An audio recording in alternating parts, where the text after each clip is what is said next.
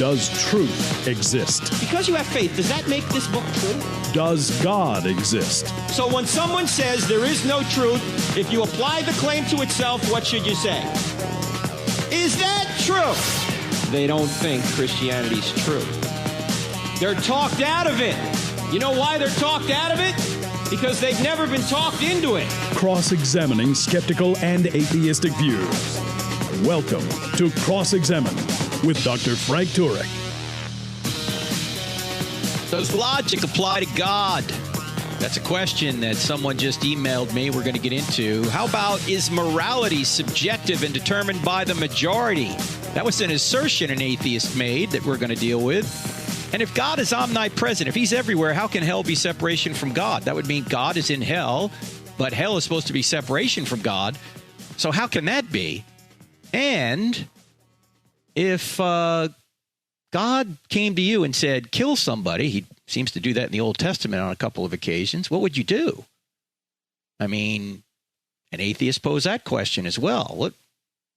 If you were to say yes, we'd probably lock you up, wouldn't we? What do we do with that kind of question?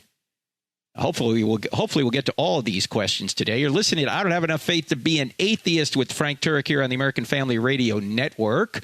Our website is crossexamined.org. That's crossexamined with a D on the end of it.org. By the way, I'm going to be in Nebraska this entire next week, starting tomorrow, Sunday. All the details are on our website, crossexamined.org, doing several colleges, all University of Nebraska, first in Kearney, then in Lincoln, then in Omaha. And I'll tell you more about that a little bit later in the program. But let's dive right into these questions. The first question, which we'll spend a little bit of time on because it's going to take a while, is it's about logic. Does logic apply to God? And Stephen writes in and says, first, thank you for what you do. You've been an amazing resource and inspiration. Thank you, Stephen. He says this: you and other apologists often cite the laws of logic, more specifically the law of non-contradiction. The law of non-contradiction, that a statement can't both be true and false at the same time and in the same sense, although the laws of identity and the law of the excluded middle are usually implied. All right, let me stop right there. Yes, those are basically the three essential laws of logic.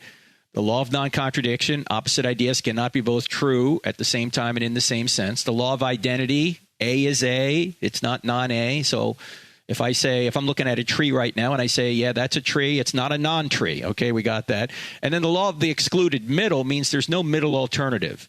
Either there's a tree out there or there's not a tree out there.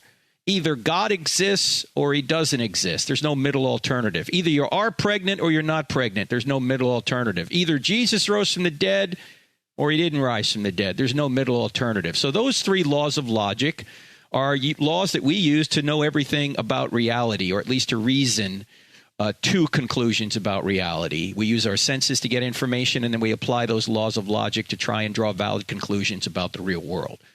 Anyway, here's Stephen's continued question about the laws, does logic apply to God? He says, for example, I was watching a piece on Closer to Truth, which is a PBS program that some of it's on YouTube you can watch. And the title of it is titled, Is God Outside of Time? William Lane Craig was leaning into the laws of logic to make his point. And the question struck me, why does God have to follow the rule of logic, or at least our limited understanding of it? As I understand it, the only limits on God are those that he chooses to place on himself. How can we accredit God infinite power just so long as his actions and properties follow the rule of logic? God invented logic just like he invented time and gravity. All right, let me stop right there. That's Stephen writing in with this question. Let me respond to that. I don't think that God invented logic like he invented time and gravity. The laws of logic are grounded in the nature of God. They couldn't have been otherwise. They couldn't have been different. Whereas the laws that govern nature, they could have been different. The laws of gravity could have been different, or the law of gravity could have been different. The law of electromagnetism, the strong and weak nuclear forces, yeah, they could have been different because they're not grounded in the nature of God. But the laws of logic are grounded in the nature of God.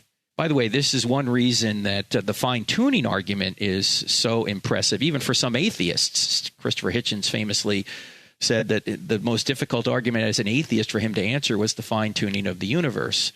The laws of gravity, or the law of gravity, or let's just say the laws of nature, they could have been different, and we know they could have been different. The problem is if they were different, then either the universe couldn't support life or the universe would have collapsed back on itself shortly after the Big Bang. So the laws are extremely fine-tuned, as well as some of the constants and quantities that we use to describe the laws of nature, that if you were to change any one of those laws or any one of those constants or the initial conditions of the universe, we wouldn't be here. There would be no life in this universe, or there would be no universe at all.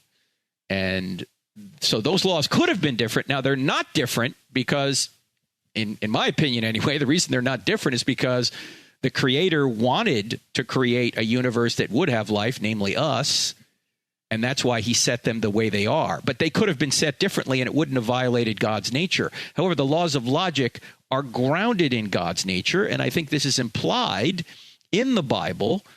For example, John, the eyewitness of Jesus' resurrection, who wrote the Gospel of John and 3 other books in the New Testament, well, 4 actually if you had Revelation. He wrote 1st, 2nd, 3rd John and Revelation, and then, of course, the Gospel of John. He starts his gospel, his biography of Jesus, this way. In the beginning was the Word, or in the beginning was the Logos. Now, the Logos is from where we get the word logic. In the beginning was the mind, if you will. He didn't say in the beginning was the gravity, or in the beginning was the molecule. No, in the beginning was God. In the beginning was the Word. In the beginning was the logic. That's the essence of reality. Mind. In fact, if you think about all of the worldviews out there, you can boil them all down to one of 2 options. Either matter came from mind or mind came from matter. Either matter came from mind or mind came from matter. Now, we know matter's not eternal. We know matter is composed. If it's not eternal and it's composed, it must have a composer, and it had to also have a beginning if it's not eternal. It seems the essence of reality is a mind. And that mind is what we mean by God's nature. So in the beginning was the mind, the Logos, the Word. And logic is grounded in that mind. It's not an arbitrary invention of the mind. Logic is the mind, if you will. That the laws of logic are derived from that mind.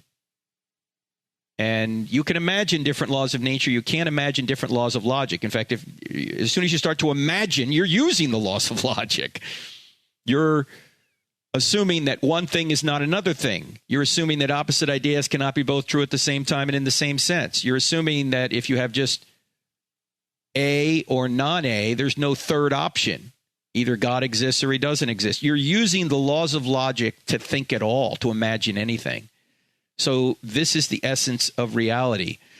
I was at the University of Wisconsin at Madison, I think probably 2014 or so, and I had gone through the I Don't Have Enough Faith to Be an Atheist material, and I had talked about the cosmological argument, where the conclusion is that God is spaceless, timeless, and immaterial. And a graduate student got up to the microphone. He had a T-shirt on. It had a cross. And through the cross, it had the universal negation sign, you know, the circle, the red circle with the line through it. And on the bottom, it said bad religion. So I knew this man was open-minded. Anyway, he got up there and he said, you just said that God was spaceless, timeless, and immaterial. Can you tell me anything else that's spaceless and timeless and immaterial? And I said, yes, the laws of logic. And he said, well, I would argue the laws of logic don't exist then. And I said, so you're saying they do exist? And he said, no, I'm saying they don't exist. And I said, no, you're saying they do exist. He said, no, I'm saying they don't exist. I said, no, you're saying they do exist. He said, how am I saying they do exist? I say, because you're using the laws of logic right now to contradict me. You're using the law of non-contradiction to say that my view of your view is wrong. You can't think a thought without the laws of logic. You can't think a thought without the law of non-contradiction, or the law of the excluded middle, or the law of identity. They're the essence of thought. You use them to reason to everything else. And then we went back and forth, and he said, well, I would argue then the laws of logic are just human conventions. They're just invented in the human mind. And after the break, I'll tell you how I responded to that. You're listening to I Don't Have Enough Faith to Be an Atheist with Frank Turek on the American Family Radio Network. Our website is crossexamined.org. That's cross-examined with a D on the end of it, .org. Also, our app, 2 words in the App Store, Cross-Examined. Check that out. It's free. A lot of great stuff on it. We're back in 2 minutes. Don't go anywhere. Ladies and gentlemen, can you help me with something? Can you help me get this podcast before more people? Not only tell your friends about it, but go up to iTunes and put a 5-star review on the I Don't Have Enough Faith to Be an Atheist podcast. If you do that, it will help us move the podcast up the charts so more people will hear it. Thank you so much for partnering with me on this.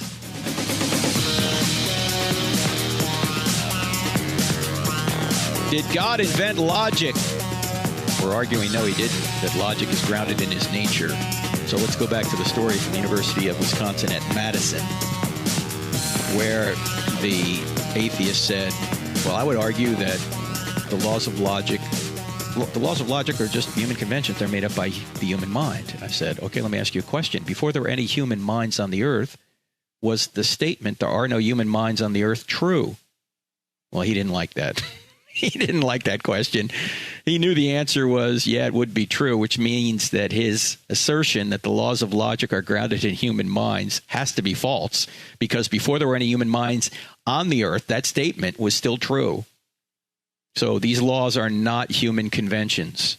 He finally admitted that after hemming and hawing for a while. But no, to a certain extent, he was right that laws are grounded in a mind, just not human minds. They're grounded in the great mind. The mind of God. That's ultimate reality. They're not grounded in our mind. We use these laws in order to think and in order to communicate with one another, but we didn't invent these laws. We use these laws as a bridge between minds, but we didn't invent them. In fact, you couldn't understand a thing I was saying right now. Maybe you're not anyway. But you couldn't understand a thing I was saying right now if you had your own private views or your own private laws of logic, and I had my own private invented laws of logic. We couldn't communicate at all. The only reason we can communicate, or one of the reasons we can't communicate, is because we have these immaterial laws of logic grounded in God's nature that we use as a bridge between minds. We didn't invent the bridge, but we use the bridge. So we can communicate with one another. We're not just locked in our own skulls because these laws actually exist and they're grounded in the mind of God. Now, you can't make any logical argument for logic. You can't defend reason by reason, because defending reason by reason would be circular. We have faith that reason works. There's no principles behind the laws of logic. They are the principles that you use to discover everything else. You have these laws. You get sense data from your senses, and you use these laws to evaluate the sense data from your senses in order to draw valid conclusions about the real world. That's how you know things. That's epistemology. That's how you know things. But ontology it answers the question, why do those things exist in the first place? For example, I can look out in my driveway and see there's a Hyundai out there. How do I know there's a Hyundai out there? Because I have senses, and I can look out there and see that there really is a car called a Hyundai out there. That's epistemology. That's how I know that the car is out there. But why is the car out there? That's an ontological question. Well, because there's a car company called Hyundai, and they made the car, and I went and bought the car. That's why the car is there. But how do I know it's there? I'm using my senses. So how do I know something is true or false? I use the laws of logic. But why do the laws of logic actually exist? Because they're grounded in God's nature. Now, back to Stephen's question. His next line is this, after saying that he claims that God invented logic. He says, to me, this feels like we're trying to put God in a box. All right, let me stop right here. When somebody says something like this, and Stephen's a Christian, I'm just saying, even among Christians, we ought to be using the questions. When somebody says, oh, we're trying to put God in the box, you have to ask, what do you mean by a box? I mean, if you mean that God has limits on the attributes he has, then no. Then God doesn't have limits on the attributes he has. But if you mean that God has certain attributes and not others, then yes, God is in that box where he has certain attributes and not others.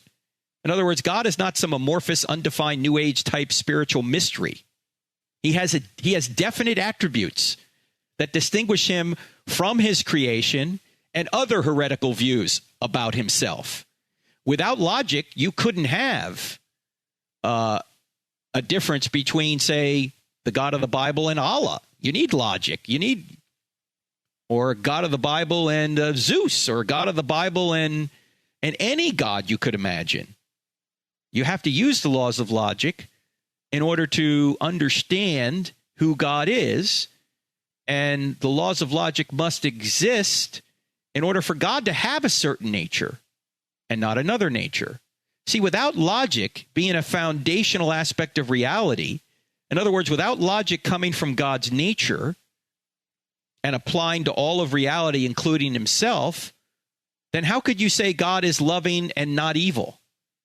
Without logic, and without it being a foundational aspect of God's nature, how could God be just and not unjust?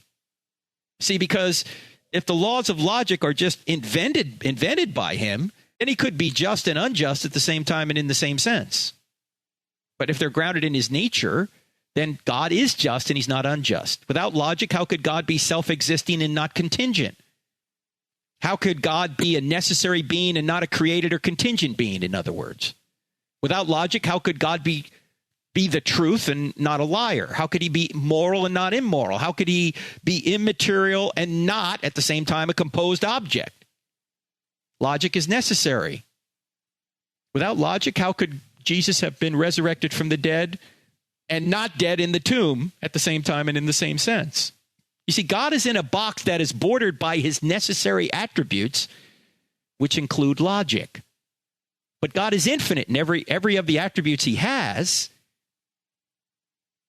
But without logic, you wouldn't even know what infinite was. You wouldn't even know what finite was. You wouldn't know what just and unjust was. You wouldn't know how they were different. So it seems that logic is grounded in God's nature. It's not an invention of his. It's grounded in his nature. And so, yeah, we have these cute sayings, we can't put God in a box. No, actually, you can. If the box is infinite and it includes his infinite attributes and excludes other attributes. God is not evil. He's good. God is not unjust. He's just. God is not a material being. He's an immaterial being.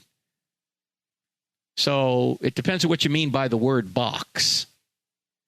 And then Stephen goes on to say this. To me, this feels like we're trying to put God in a box. He says, I believe it still requires God to play by our rules, or at the very least, the rules that we can understand. In my mind, omnipotence and Isaiah 55:8-9 pretty much indicate that God does what he chooses to do in the manner he chooses to do them for his own reasons, and he does not owe us an explanation. All right. Well, much of what you say there is true, but I don't think it's completely true, Stephen. Let me explain why. First of all, when you say that God's omnipotence, he does pretty much what he chooses to do, that's true to a certain extent, but it also sounds like God is Allah, that God has no moral boundaries on himself. God can do whatever he wants. If he wants to call rape good today, then it's good. Tomorrow he'll call it evil, then it's evil. That's the Muslim view of God, that God is a voluntarist God rather than a essentialist God. Essentialist means that God's nature is the standard of goodness, whereas voluntarism says that whatever God decides is the standard of goodness. And that's not the God of the Bible. But let's go to his passage that he brings up. This is a common passage that is quoted by many people, Isaiah 55:8-9. Let's read it. For my thoughts are not your thoughts, neither are your ways my ways, declares the Lord. As the heavens are higher than the earth, so are my ways higher than your ways, and my thoughts higher than your thoughts. Now, you could take that to say that God's logic is higher than our logic, if you want to just take those two verses without looking at the context. But as with any Bible passage, you have to make sure you know what the context is. And in this case, the context is not talking about logic. You say, how do you know? In fact, let me go back to something I've said on this program before. And by the way, some of you say, oh, you repeat the same stuff over and over. Yeah, I do. Why? Because repetition is the mother of skill. You need to repeat things over and over again. And secondly, the older I get, the more I realize the essentials are really what we ought to be focusing on. And the non-essentials, obviously, we can have liberty on. So You have to repeat things in order to make them part of your everyday parlance, in order to make them roll off your tongue easily, to roll out of your mind easily. You hear something once, you might not remember it. You hear something over and over again in the same way it's said, the same phraseology, then it can become internalized, and therefore then you can share it with others. But here's something I've said before on this program. There are no verses in the Bible. There are no verses in the Bible. The verse divisions were put in about 500 years ago to help us navigate the text, which is good because it's a really long series of books. It would be hard to figure out where you are, particularly in the book of Isaiah. What are there, 66 chapters in the book of Isaiah, which is interesting. There's 66 books in the Bible, but 66 chapters in Isaiah. Where are you in Isaiah? Well, let's put chapter and verse divisions in there. The problem is, when we do that, we tend to think that we can take a particular passage out of context and make it say whatever we want. And here's a typical situation where people do that. They take verses 8 and 9 and they make it seem like, oh, God's logic is so far past ours that, he can do whatever he wants. It could be even illogical. That's not the context of the passage. Just go back to the previous verse. And in fact, we'll go back to verse 6. Here's what it says. Seek the Lord while he may be found. Call on him while he is near. Let the wicked forsake their ways and the unrighteous their thoughts. Let them turn to the Lord, and he will have mercy on them, and to our God, for he will freely pardon. For my thoughts are not your thoughts, neither are your ways my ways. Now, what thoughts is he talking about in verse 8? He's not talking about God's thoughts that are logically better than human thoughts. He's talking about God's thoughts are morally better than human thoughts. Because the thoughts in verse 8 refer back to the thoughts in verse 7, and the thoughts in verse 7 are talking about unrighteous people, the wicked people. He says, let the wicked forsake their ways and the unrighteous their thoughts. Yes, God doesn't think morally like we think, I should say. God doesn't think morally like we think. His moral thoughts are higher than our thoughts. Not that his logical thoughts are higher. God's logic is just our logic. Now, obviously God knows a lot more than we do, don't get me wrong. And obviously God knows things we don't know, and he does things for reasons we don't always know. But that's not what this passage is teaching. This passage is teaching that God's moral thoughts are higher than our moral thoughts, because our moral thoughts are often unrighteous and immoral. All right? You're listening to I Don't Have Enough Faith to Be an Atheist with Frank Turek on the American Family Radio Network, website crossexamine.org. We're back in 2 minutes. So don't turn off this podcast or this radio program. That's an order. See you in 2. If you find value in the content of this podcast, don't forget to follow us on Instagram, Facebook, and Twitter. Join our online community to have great conversations, grow in your knowledge of God, and become a better defender of the Christian faith. Also, don't forget to subscribe to our YouTube channel, where we have hundreds of videos and over 100,000 subscribers that are part of our online family. Find us by searching for Frank Turek or Cross Examine in the search bar. You can find many more resources like articles, online courses, free downloadable materials, event calendars, and more at crossexamined.org. Yes, God's ways aren't our ways, but in the context of Isaiah 55, he's talking about our moral ways, not our logical ways. Although sometimes we're illogical the way we operate. That's certainly true. But again, that's not what that passage is teaching. Isaiah chapter 55, verses 8 and 9. He's talking about moral thoughts, not logical thoughts. By the way, I want to mention that this weekend, I am going to be spent a lot of time in Nebraska with my friend Tim Stratton, Free Thinking Ministries. First going to be at Kearney E Free Church tomorrow, 9:15, and what time's the second service? Is it 9:15? 9:15 and 11 Central Time. That's the 23rd of February. Then doing an event for Tim that night. That's probably not open to the public. Breakfast with some pastors the next day. Then University of Nebraska at Kearney. Tim will teach some of that with me. Hope you guys can show up there. And then University of Nebraska at Lincoln on the 25th. That's Tuesday. Then University of Nebraska at Omaha on Wednesday. Now, ladies and gentlemen, if you would you just pray my voice holds out for all this? I said, when I look back at this, I go, why am I doing 3 college events in a row? Well, because they were available and they want to do them. So, but it's hard on the voice. So please pray that my voice holds up. And then 2 days later, I'm in Dallas with our friends at Rethink, our friends at Stand to Reason, Rethink. So you don't want to miss that. If you're anywhere in the Dallas area, it's not just me. It's Greg Kokel and J. Warner Wallace and the whole Tim Barnett, the whole Stand to Reason crowd, Alan Schleman, others, Drew Worsham, who does a great job. He's an illusionist and a pastor. He does a great job wowing the kids with some of his illusions. So you don't want to miss that. That's at Cottonwood Creek Baptist Church in Allen, Texas, this Friday, the 28th, and Saturday, the 29th. I just pray that I'll be able to speak by Saturday. Anyway, all right, let's I also got to mention CIA's coming up in Dallas. It's going to be August 6th to 8. All the details are on our website. You want to be part of the Cross-Examine Instructor Academy, learn how to present this information, then check out CIA. Sign up soon. We're going to fill up quickly down there. We can only take about 60 people. So check that out as well. Okay, got a question that I'll continue from last week. Christian had a interaction with an atheist, and one of the responses that Christian brought up to the atheist after Christian presented the moral argument to this atheist, here's what the atheist said on Facebook. Morality is subjective towards the majority. Torturing babies for fun is morally right for the assailant, but for the majority of the population, thinks otherwise, thus the assailant is punished. All right, let me stop right here. He didn't answer whether or not it's really wrong. He said the assailant thinks it's morally right, but if the majority decides otherwise, the assailant is punished. Okay.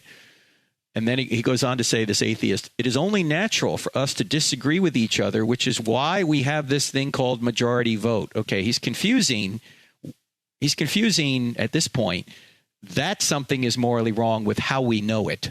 Okay, this is something atheists always misunderstand. You can know morality in a lot of different ways. That's epistemology. But why something is right or wrong, that's ontology. Going back to our example earlier.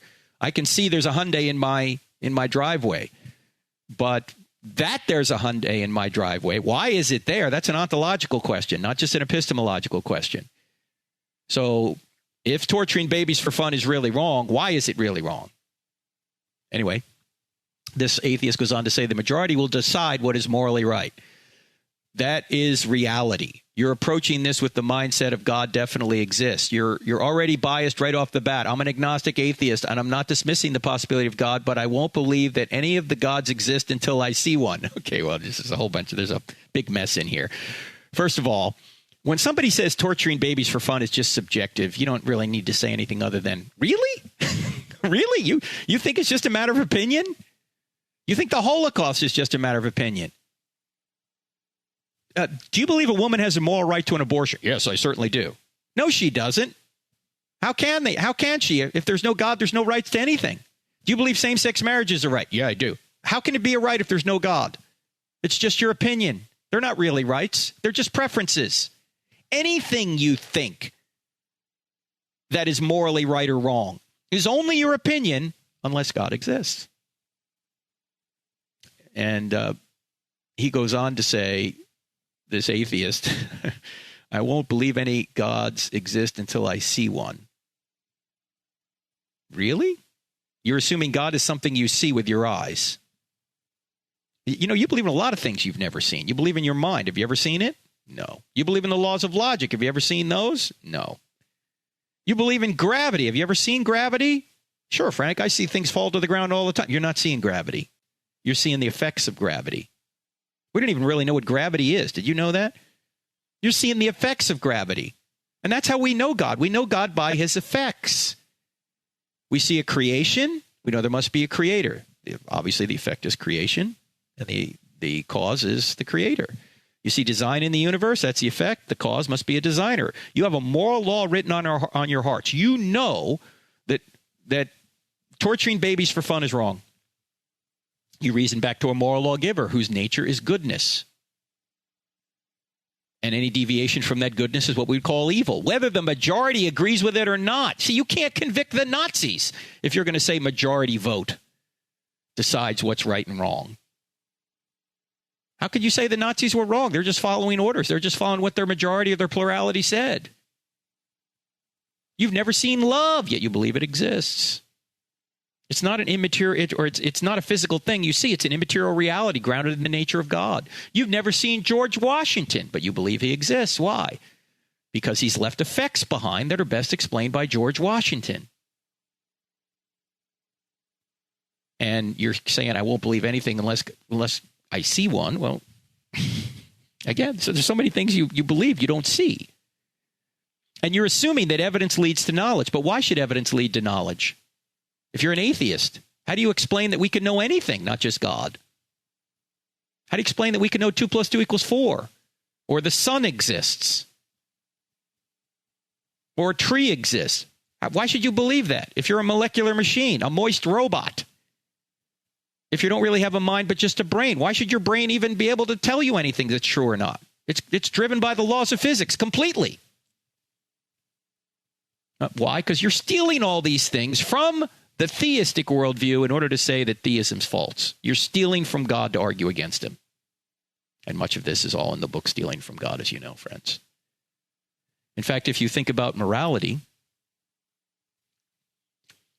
it has to be objective because people obviously intuitively understand it is so, and they demonstrate it when they make their statements, even while denying it. For example, they'll say there is no objective morality. Therefore, it's wrong for you to impose your morality on me. Well, wait a minute. Wait. If there is no objective morality, how could it be objectively wrong for you to impose your morality on me, or for me to impose my morality on you? How could that be objectively wrong? You just told me there's no objective morality. Then it can't be wrong for me to do whatever I want to you. It's just a subjective matter of opinion. You don't believe that. You're saying you believe it, but in your next breath, you're saying you don't. You're saying there is no objective moral law except this one right here. Don't impose your morality on me. Wait a minute. That's an objective moral law. How about this? You must be inclusive, tolerant, and diverse. And then as soon as you disagree with them, they won't tolerate you. Right? You must be inclusive, tolerant, and diverse. If you don't agree with us, we won't tolerate you. How about don't impose your morality on us? That's what some on the left will say to some on the right. Don't impose your morality on us. And then in the next breath, they'll say, if you don't do what we want you to do, we'll sue you. What? Isn't that you imposing your morality on us? Yeah, you're doing the same thing you said we shouldn't do. Look, you can't have it both ways. Well, you can. You try and have it both ways.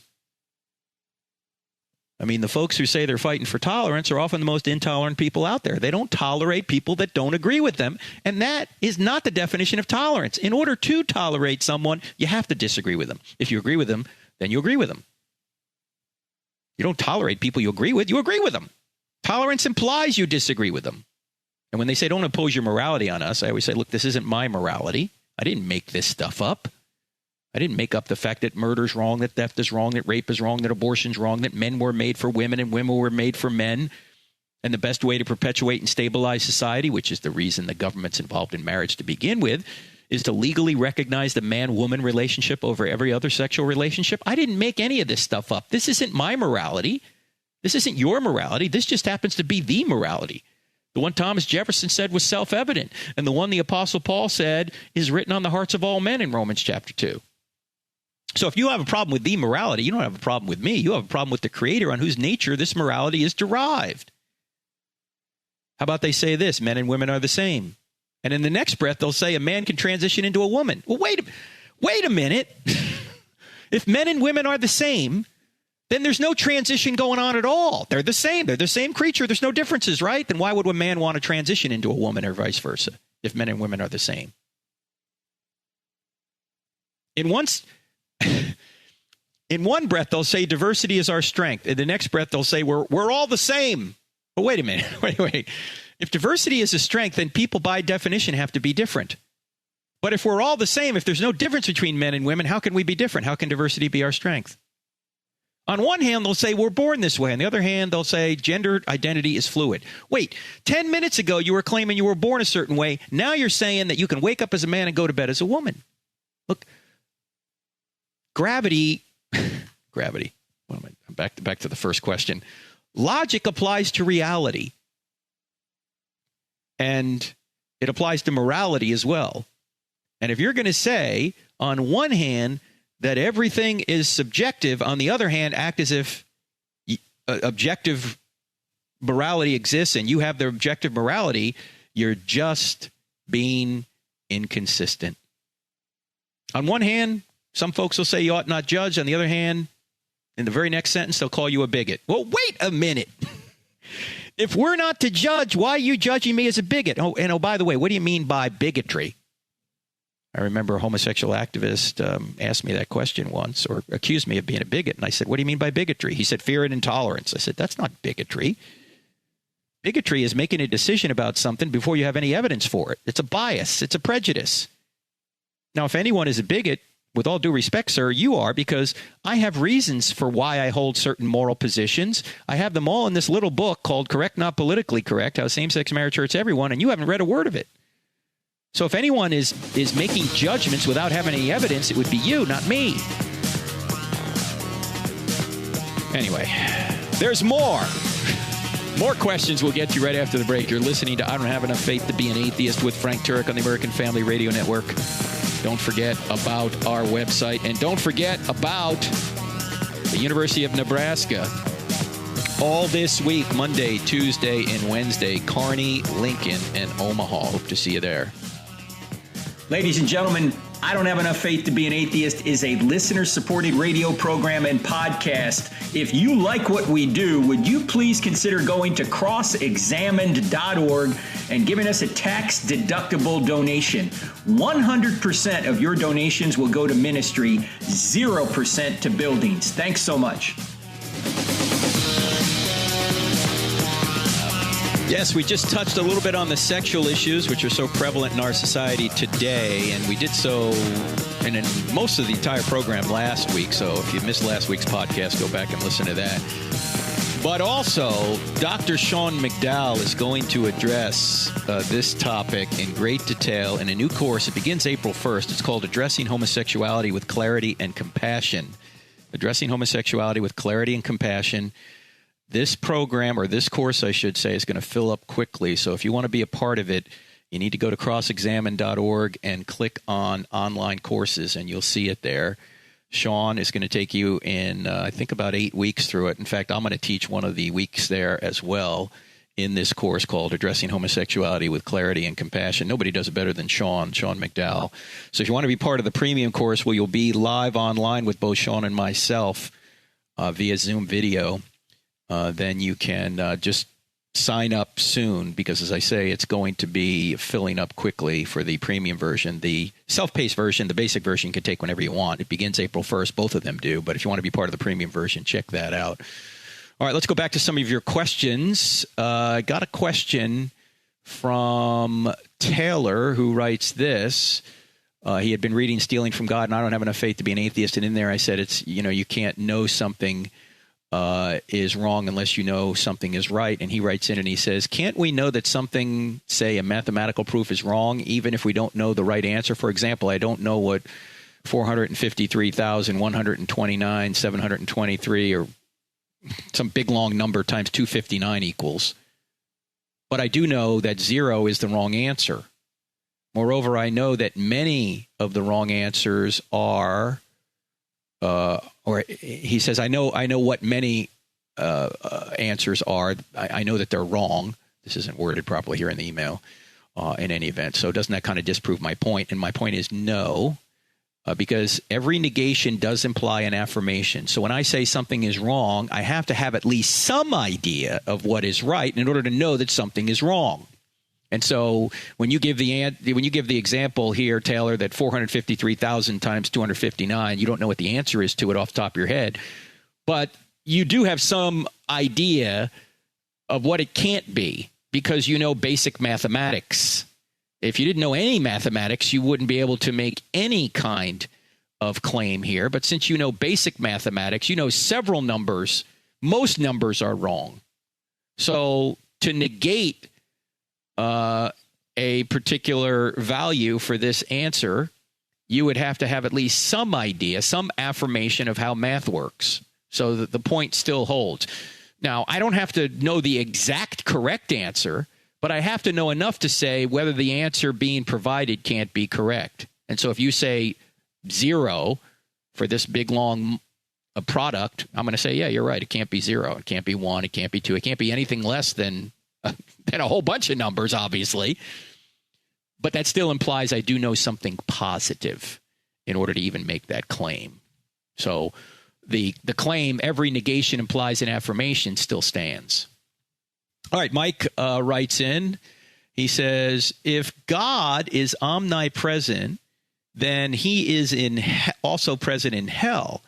But if he's not in hell, how do we accept the biblical explanation that hell is a place absent of God? In other words, if God is omnipresent and hell is separation from God, how can God both be omnipresent and hell still be separation from God? And Mark asks a similar question where he says, I know the answer, but how can an omniscient, omnipotent, and omnipresent God be separated from a non-believer for eternity? Where can that non-believer be where God is not? I'm having a hard time wrapping my head around it. All right, let's go to the passage that talks about hell being separation from God. This is 2 Thessalonians chapter 1, beginning in verse 6. And the context of the passage is, remember, there are no verses in the Bible. The context of the passage is that the church in this area has been experiencing suffering. So here's what Paul says. God is just. He will pay back trouble to those who trouble you. I guess they're being persecuted, so he's saying, look, don't worry about it. Eventually, there's going to be justice done. And give you relief to you who are troubled, and to us as well. This will happen when the Lord Jesus is revealed from heaven in blazing fire with his powerful angels. He will punish those who do not know God and do not obey the gospel of our Lord Jesus. Now, here's verse 9. Here's what it says. They will be punished with everlasting destruction and shut out from the presence of the Lord and from the glory of his might. Now, how can we say then this is implying here that hell is separation from God, but if God is everywhere, how can he be separated from everyone? Well, let's put it this way. When we say God is everywhere, we don't mean that God is physically everywhere. God is not a spatial being. But since we are spatial beings, he explains himself spatially. God is present to all things. God's power is present everywhere, but his essence is immaterial and spaceless.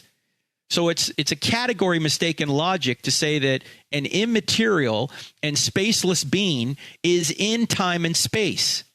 If he's immaterial and spaceless, then he's not in time and space in his essence, but in his power he is. He's holding everything together. He's holding everything together, just like he's holding this computer in front of me together right now. But he's not this computer. His power is present to this computer, but he's not this computer. To say that this computer is God is pantheism. So God's power is present to this computer in the sense that he's holding it together. He's holding the natural forces which hold it together. But God is not this computer. He is present to all things, but he's not in all things. When we say God is in you, that's a relational term. When you've accepted Christ, God is in you. He sealed you with his Holy Spirit, Ephesians 1. But that doesn't mean if we were to cut you open, we'd find God inside of you. God is present to you relationally, but he's not inside of you. He's an immaterial and spaceless being. So is God present in hell? Well, before I get there, let's point out something Aquinas pointed out. That Aquinas says that we can only talk about God analogously, not univocally. What do we mean by this kind of language? Something that's univocal has exactly the same meaning. So if I say the bark of a tree, that would be the same meaning if I said it's the bark of an oak tree and the bark of another tree. I'm talking about bark in the same sense. But if I say the bark of a dog, that's a different sense of the word bark. It's not the same meaning. Equivocal means an entirely different meaning. And analogous means a similar meaning. So if we say that God is all-knowing, that means that God has all knowledge, but he doesn't have it in the same way we have it. We have knowledge, God is knowledge. And when we say that God is, say, for example, personal, yes, he's personal, and we're persons like God, but not in exactly the same way, not in a univocal way, exactly the same meaning, not in an equivocal way, a completely different meaning, but in an analogous way. We're made in God's image. That means that we're persons like God. We have mind, emotion, and will, and we can create, and we can rule like God. But we're made in his image in an analogous way, not in a literal one-to-one relationship way. So when we say that God's power is present everywhere because his power holds all things together and he causes them continually, this is using analogous language. It's not using univocal language. I know this is getting a little bit technical here, but when we say God, well, now I don't have enough time to go into that example. Let me just continue with what this question is asking. When we say that God's love is in the afterlife, it's experienced only by those who are open to accepting it. Yes, God's love is in hell, but it's not accepted by those in hell. There's weeping and gnashing of teeth in hell against God. Here's an example that my mentor, Dr. 𝗦𝗢𝗖𝗕𝗦, used. Imagine if you've ever been to Niagara Falls. You go to Niagara Falls, and if you go in the tunnel underneath Niagara Falls, you can actually put your hand in the falls. Imagine you had a cup, and you took your cup and you put it right into the falls. Obviously, it would fill up instantly. But imagine if you took the same cup and you turned it upside down and you put it into the falls, you'd get no water in it. Well, that's kind of the same way that God's presence is experienced, or this is an analogy, obviously, but God's presence is experienced in heaven and hell. In heaven, your cup is up, and God fills your cup. In hell, your cup, by your own choice, is turned over. So while God is there, you don't experience the goodness of God. You experience the justice of God, but not the goodness. So you'll get no water in it if you have it turned upside down. You get water in it if you have it turned right side up, like you'll have it in heaven. Your cup will be turned up, so you'll experience God's love. But if you have your cup turned against God in hell, while his power is still present in hell, you don't experience his love because you're not open to his love. As C.S. Lewis famously put it, and he's speaking here of people here on earth, but I think it applies afterwards. He says, God shows much more of himself to some people than to others, not because he has favorites, but because it is impossible for him to show himself to a man whose whole mind and character are in the wrong condition. Just as sunlight, though it has no favorites, cannot be reflected in a dusty mirror as clearly as in a clean one. That's from C.S. Lewis, of course, Mere Christianity. Yes, God is present everywhere, but not everybody is open to the love of God. And so he's present in hell, but you're still separated from God's love because you have chosen to turn your cup upside down against him, to weep and gnash your teeth against him. All right, friends, don't forget, I'm going to be throughout Nebraska, Lord willing, this week. I'm going to be at Kearney E. Free Church on Sunday, and then the University of Nebraska at Kearney Monday night, Tuesday night at University of Nebraska Lincoln, and then Wednesday night Omaha. And all that will be streamed on our website and our Facebook page, so see you there. God bless. See you next time. If you benefit from this podcast, help others find it. Just go to iTunes or any other podcast service you might be using to listen and leave us a 5-star rating on the I Don't Have Enough Faith to Be an Atheist podcast with Dr. Frank Turek. It will take you less than 5 seconds. You can also help a lot by leaving us a positive review for others to see. This podcast is available on iTunes, Spotify, Google Play, Stitcher, TuneIn, and many other audio content delivery apps. Thank you, and God bless.